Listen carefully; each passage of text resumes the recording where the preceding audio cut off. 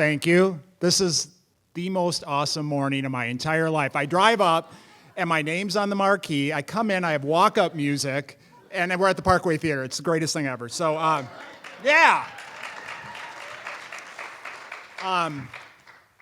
So I'm going to try something different today. I've given a lot of talks, and I'm the president and chief creative officer at Little & Company.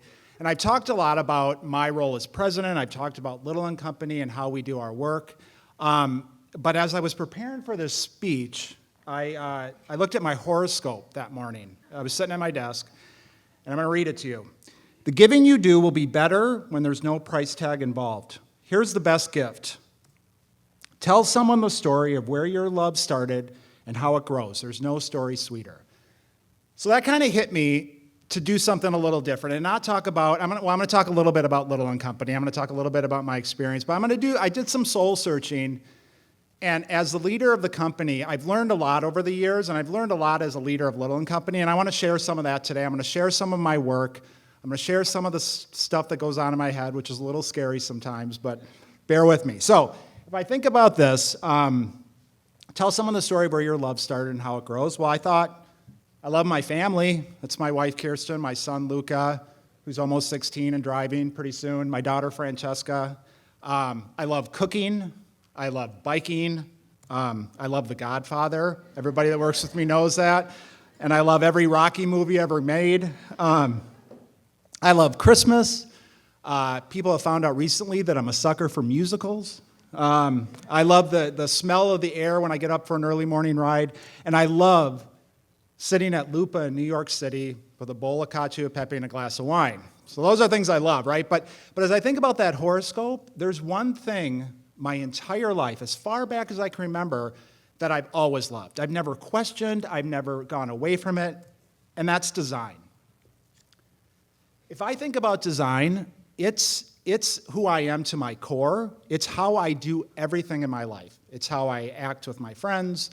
It's how I decorate our house. It's how I solve problems. It's how I celebrate. Design is part of me, and it's always been part of me as far as I can remember. It started when I was 7 years old with a meatball sandwich sign. I don't have that sign. I wish I could show you. But I grew up in the restaurant business. My parents owned an Italian restaurant, and there I am with my dad. That was my Halloween costume every year because it was just easy. Give me an apron and a hat. And but no, I would design the special signs. So I would the meatball sandwich one was my highlight. I remember I got green and red Sharpies and a white poster board. I did 3D type. It was awesome. And I loved design back then, and I really felt it. And my dad was my first mentor with design. So a little bit about my dad, my parents. They both came to this country from Italy. My mom came when she was 16 years old. My dad came when he was 12 years old. Came by himself on a boat. He had a couple bucks in his pocket. His mom gave him a lemon because if he was to get seasick, he was supposed to just suck on the lemon and that would help him. And he started a business and came here. He had no college degree. He didn't even have a high school degree. He went to school through 12 years old. And started a very successful business and raised a family and taught me a lot about work ethic and taught me a lot about doing whatever you can to get what you want. You just have to work hard and go get it. So I learned a lot from my dad. Then I went to high school, and I still loved design, and I met my next design mentor, Mrs. Coletti. She was awesome. She saw my passion in design right away when I was in 9th grade. And I had the best projects with her, and she would always push me and encourage me to work hard in her class. So she was one of my first design mentors that I really valued in my life. But the highlight of my high school career was this competition. So North Suburban Access Cable Channel, you guys are all familiar with it, I'm sure, is the public access channel in New Brighton, Minnesota. They put out a competition to all the area high schools to design the logo for North Suburban Access Channel. So Mrs. Coletti came to our class and said, "Class, I got a surprise. And I knew what design was. I knew what logos was. I thought, this is my big break. I'm going to work my butt off and do this." And let me just show you the results. We, that is the North Suburban Access Corporation and Access Committee sponsored a logo contest. The theory was to find some sort of recognizable logo that you could turn on to your public access channel and know exactly what you were watching and make it feel a little more like yours. We submitted it to area high schools, and Irondale seemed to come up with all the winners. We greatly appreciate all of the students that supplied entries, and at last there had to be limits of sorts, and we have a first place winner and 2 runners up. One of the third place winner is Brad Hopkins, and here we have Brad's entry. The second place winner was Mike. Oops, thanks. See, public access people are good for more than production. Second place winner is Mike Wisniewski, and this is his entry. And the third, but first place winner is Joe Cecere. And this is the one that we hope we will be able to use from time to time and maybe even use on our graphics and make you aware of. We have here tonight, and I'd like to present Joe. I have a letter for him. Joe, if you come up here. This is Joe Cecere, Jr. I was really shy.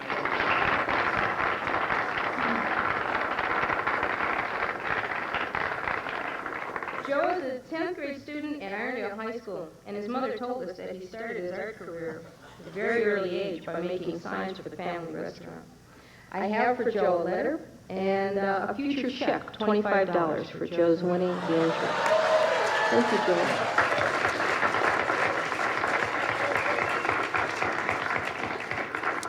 One of the other contestants. One of my first big breaks, right? I took that $25 check and I bought a few more sweet, skinny leather ties because those look so good. Yeah, so that was what could be better than that? So I won that logo competition. Mrs. Coletti encouraged me to go to MCAD. I went to MCAD, got a degree in design, had amazing instructors, and then my first job out of college was at Martin Williams. And all the years at Martin Williams, I had kept in touch with Monica Little, the founder of Little & Company. She was one of my instructors in college, so I knew her since I was a student. And a job opening came, and she hired me as a young designer at Little & Company. That's me in my early years there. And hired me as a designer and groomed me over the years to become president of Little & Company. So I've been at Little & Company for 19 years now. So I think about this. Success, right? I knew I wanted to be a designer since I was 7 years old. I did well in high school, won the logo competition. I went to college for design, never doubted it, got a job in design at Martin Williams. All this was great.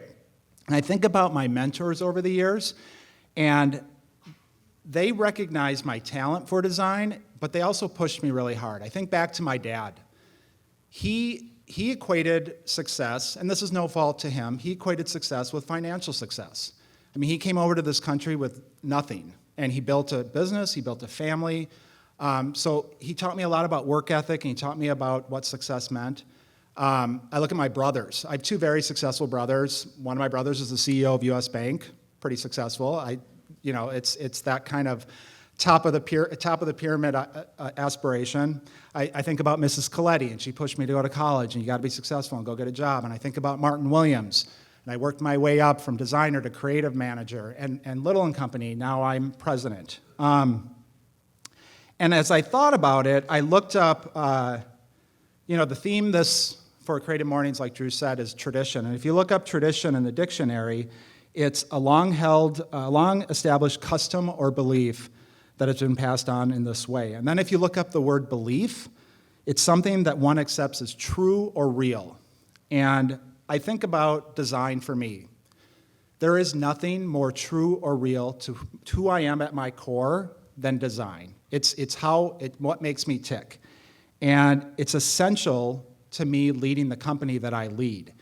And over the years, shit gets in the way. And sometimes shit gets in the way that you can't control. Things happen in business and you have to deal with them. But a lot of times, shit gets in the way. It's only in your head. As I was rising up, trying to be successful, I thought about how I should act, how I should dress. You know, I better wear a suit to this presentation because I'm the president of the company. I thought about the business aspect of everything. And when that happens, my true self isn't coming out, and I'm less of a president and less of a leader of our company.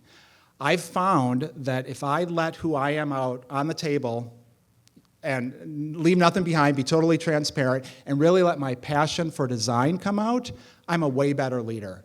And I try to do that in everything I do. Every experience I have with our employees, every experience I have with my family, I let design lead because that's who I am, and I don't let it cover up what I'm doing. And it's hard, you know, it's hard at times. There's days that my job couldn't be further, what I do couldn't be further from design, and when I'm doing budgets or when I'm doing hiring or HR issues, and there's all this kind of stuff I have to do every day, that stuff tries to get in the way, and I don't let it. I don't let it get in the way. I let design come forward so that my true self comes out, and it allows my true voice to come out as the leader of Little & Company. So I brought some examples to share with you of how I do this every day. So a lot of this stuff has never been seen outside of the walls of Little & Company. You guys get to see it. Examples of how I bring design to life every day as a leader. One example is I give a lot of presentations. We do Monday morning presentation, we do quarterly presentations, and there's a lot of hard data that I gotta present. There's numbers and work plans and financial results, but I try to do it with design. I design the slides, the keynote slides. I put music to it. I do different themes depending on the season or the mood of the agency or just my mood. Sometimes people look at those screens, what the hell was Joe thinking? But I put it up there.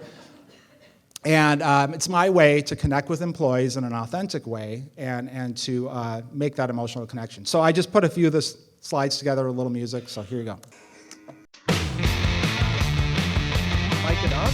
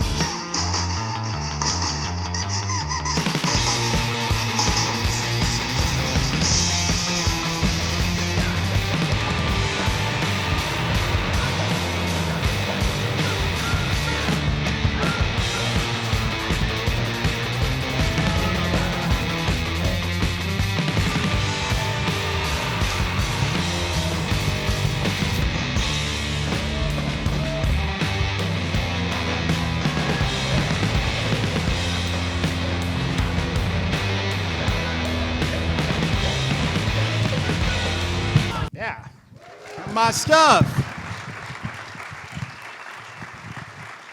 Hopefully the sound works later for videos. All right, so that's just one example. Another example, I mentioned earlier my love for cooking. So twice a year at Little & Company, we open Joe's Panini Bar, where I make the office into a mini restaurant, which is my other dream. And I design the screens. The Godfather is usually playing on the big screen. I do the menus and all the menu cards, and everybody eats panini, which is great. So that's fun. I was going to make it today, but the logistics were too hard. So yeah, it's, I grab my notes here. The point being here is, again, even though I have a title of president now, I let that design part of me come out in everything I do. It's also about putting yourself out there. I talk about not hiding my weird. I'm not afraid to just be myself and do what I am passionate about doing. And there's a certain level of vulnerability in being as transparent as that. But it's allowed me to find a voice in a company that in the beginning, I didn't start. Monica started Little & Company 40 years ago. It's our 40th anniversary next year. By being vulnerable, by being myself, and by doing this, I'm able to bring my voice out. It's also about showing up. I mentioned earlier about it's not always easy, but it's showing up in everything. Everything I do, the smallest thing to the biggest thing, making sure I put my heart into it, no matter what it is. Which allows me, this is the title of the speech today was to love what you do. Doing this really allows me to love what I do. I'm fortunate to be around a great team of people, a great company, doing amazing work. And by being myself, I'm able to do that. And then almost lastly, always kick ass. So I'm going to share my last examples here of how I bring design to life at Little & Company. We have a tradition at Little called the Kick Ass Award. And this was something I created, probably 10 years ago. And it's our quarterly recognition award, and employees nominate each other, and it's based on our values, which are hungry, courageous, inspiring. And everybody writes a nomination, and I pick a winner, and they get presented a little pin. A few years ago, I decided, I started introducing the Kick-Ass Award with a slide and a little talk. And then a few years ago, I decided to dabble in my creativity and making like a little intro video for it, because I'm also a big sucker for trailers and pumping people up. So I did a little video, and I say video loosely. I'm sure there's a lot of creative people in here that do videos far better than I do. I do these in iMovie still, and I get a lot of shit for that, but I know how to use iMovie. I pull stuff off the internet, and I put music to it. So I thought I'd share the past few years of the Kick-Ass video. No one's ever seen these outside of Little, and they're fun to watch. So this was the very first one I did, a little scrappy, but the very first Kick-Ass video from 2015.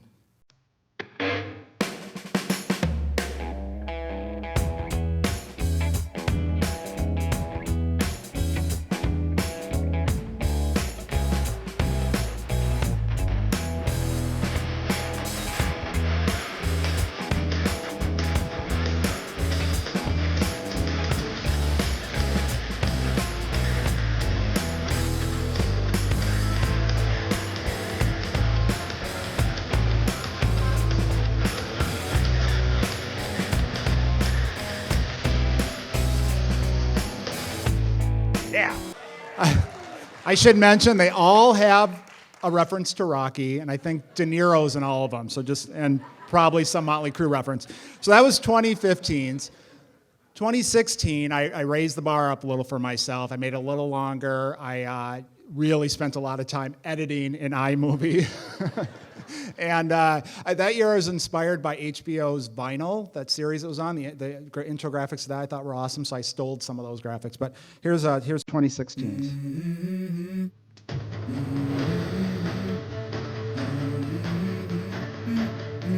Let's go. I wake up to a little bit of drool on my pillow, feel like it's gonna be a bad day. Yeah, I'm tired of shit, and the coffee ain't hit yet, damn, ain't that great. I don't wanna go to work, cause my boss is a jerk, and I'm not even that paid. I need a change in my life, cause I don't feel alive, and there's nothing that makes me happy. Hold my beer for a minute, I'm about to quit my job, cash in for a ticket. I'm going on a trip, and I don't plan to visit. I'm gonna stay there till I feel like I'm winning, and this is just the beginning. I need a big change, help me feel like living. I need a big swing, home runs I'm hitting, and I'll never look back, moving on till I get it all. And we all got dreams, we all want things, but what you gonna do for it? How you gonna move for it? What you gonna be? And do you believe you can do anything? But what you gonna do for it? How you gonna move for it? What you gonna be?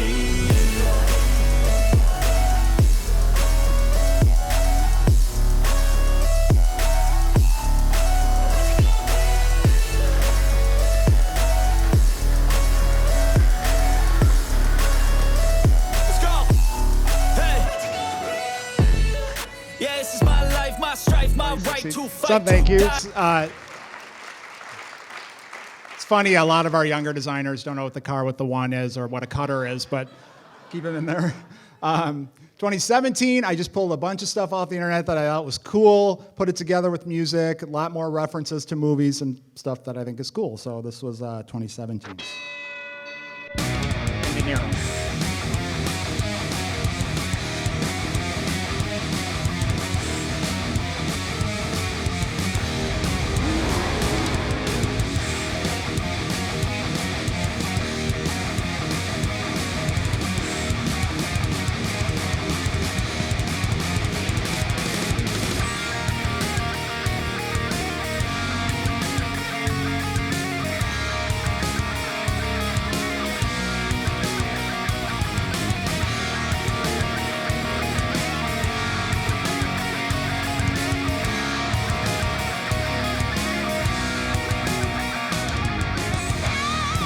So, so there's no fine tuning and editing in iMovie. So when that music synced up to Johnny getting hit in the face, it made my whole year. It was the greatest thing ever. So, but to leave you again with this. The biggest thing I've learned over the years is being true to what I'm passionate about and not letting it get in the way of anything I do. And it's made me be a better leader. It's made me be a better person and friend and father and husband. And that's what I encourage everybody to do, is find that thing that's true to you, true to what's inside of you, and never let it get covered up with shit that gets in the way, shit that's in your head and shit that happens to you. Let that come out no matter what you do. This year's video, the lyrics are talk about we were born for greatness. I believe that if you find that special thing inside, everybody's born for greatness. You just got to realize it. Yes. Thank you.